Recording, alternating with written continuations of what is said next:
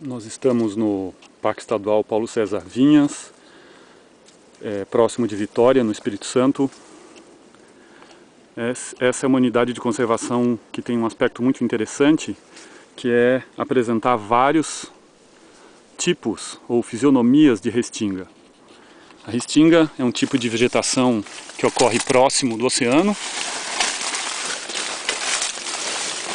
e ela tem um componente arbustivo importante e pode ocorrer também com um componente arbóreo.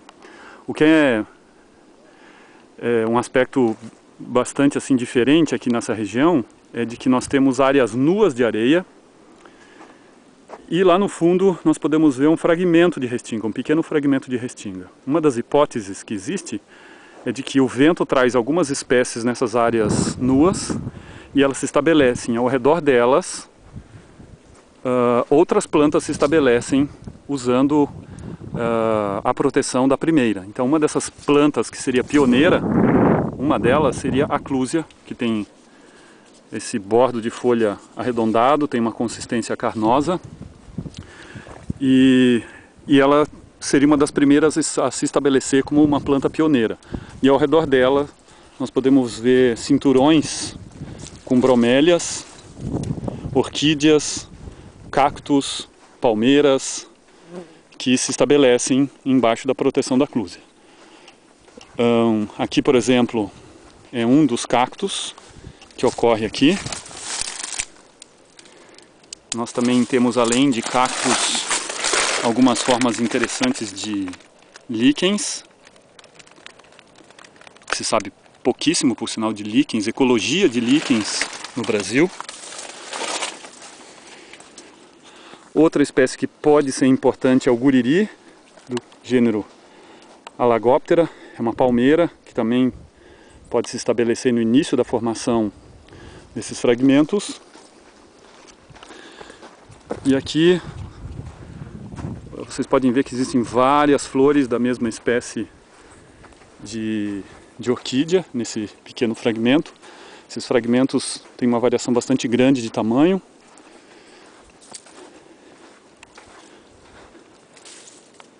Existem vários répteis, aves nesse parque. Você encontra várias pegadas de diferentes tipos de mamíferos. E aqui, novamente, uma das orquídeas, inclusive com fruto.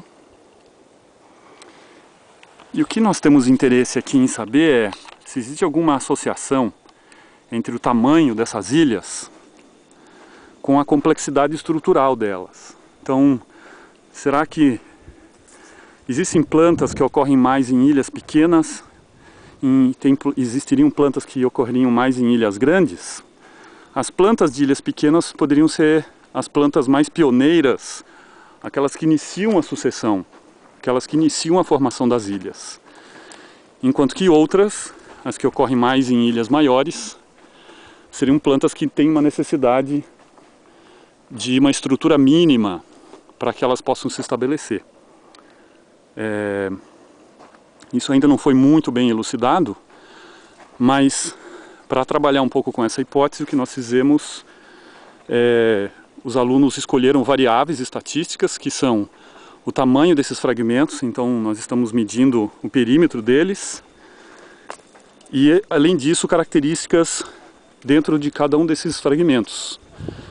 Por exemplo, o número de clúzias, o número de bromélias, o número de cactos, o número de palmeiras, o diâmetro da copa dessas clúzias.